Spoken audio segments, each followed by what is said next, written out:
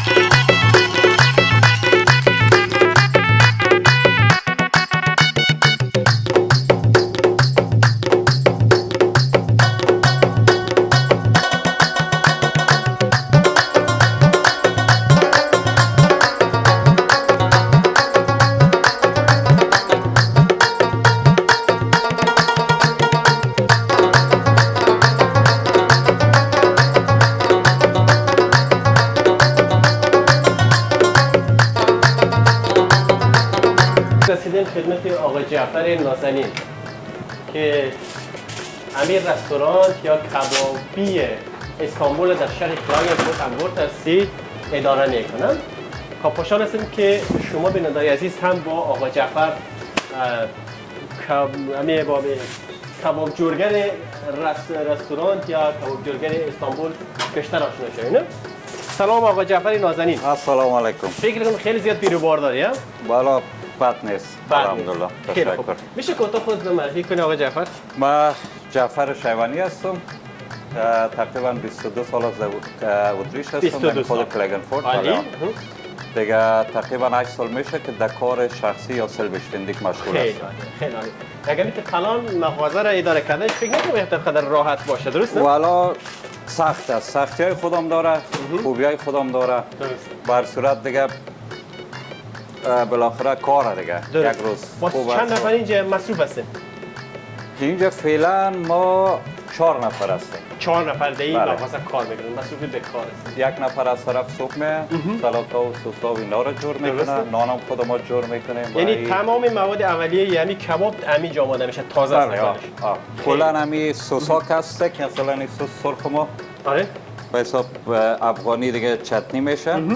ایره خود ما جور میکنیم و این دیگه کوکتل سس است که مایونز و سوارام نام داره، یا ماس است که کنوبلا و خو شبت و ادویه دیگه نام که دیگه گموس است و نانم صبحی کلا از اون صبح که میم خودم تازه جور میکنیم هر روز. درست.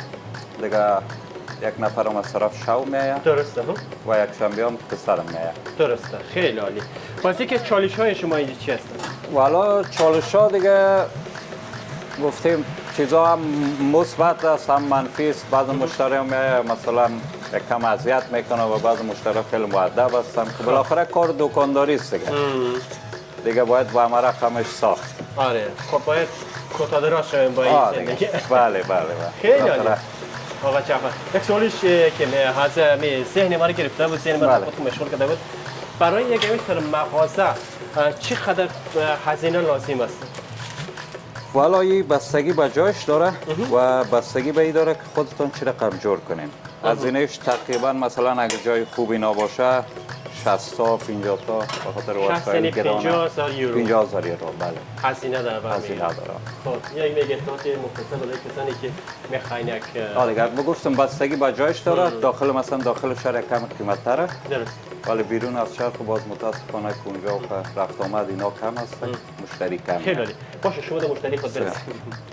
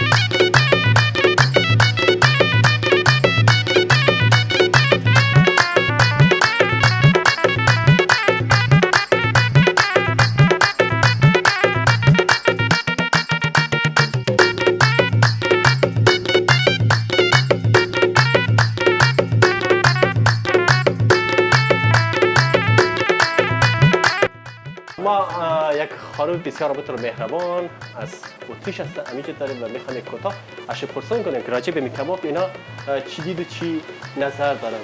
Wir haben heute hier eine ganz nette Dame. Wir würden Sie fragen, was sagen Sie zum Kebab, besonders zum Jafar Shivani? Wie oft kommen Sie hier eigentlich? Ja, sehr oft. Sehr oft. Sehr oft und sehr gerne, ja. Sehr gut. Und was essen Sie gerne? Was haben Sie gerne als Kebab essen? Zum Beispiel Döner oder? Ja, eigentlich alles Mögliche. Alles Mögliche? Ja, immer ein bisschen was anderes. Sehr gut. Und was sagen Sie dazu?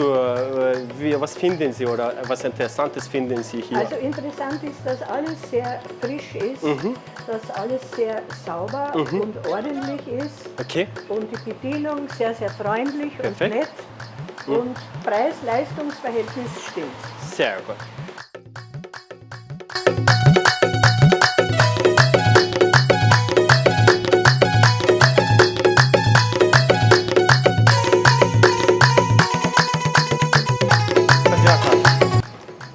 گپ ما است من مشتری هم آمد. باز این در این منطقه افغانی زیاد هستن یا کم هستن؟ زیاد. افغانی زیاد هستن. مشتری شما که تشکیل میدن؟ اتریشیا هستن یا؟ مشتری ما تقریبا اتریشیا زیادتر است که اتریشیا زیاد. افغان هم هست. یعنی خوب هستن که مردم اتریشی با کباب بیشتر علاقه دارن، برای کباب بیشتر علاقه دارن و بیشتر به سمت کباب میرن. بله بله. کلا این فرهنگ کباب که زمین جامعه اروپا خوب جا افتاده. خوبه. یک غذایی است که مثلا سبک و ارزان قیمت است. خیلی ساده راحت. ساده راحت و خوشمزه. میگم یک چیزی که معلوم میشه خیلی غذای مقوی هم هست که بله. برای یک نان چاشت واقعا غذای مناسبی هست که میتونه آدم رو انتخاب کنه. بله واقعا. خب آقا جعفر نازنین، خوشحال شدیم که امروز برای ما وقت گذاشتی و از شما هم تشکر که وقت ماندین برای ما. خواهش میکنم. بالاخره روزش آمد که بتونیم گفتیم امروز در خدمت آقا جعفر باشیم. خدمت وظیفه افغانی بودن خود در قبال آقا جعفر بچه‌ها بریم و یک فیلم کوتاه برای از آقا جعفر داشته باشیم. آقا جعفر بسیار تشکر. تشکر از شما. خدا حافظ. خدا.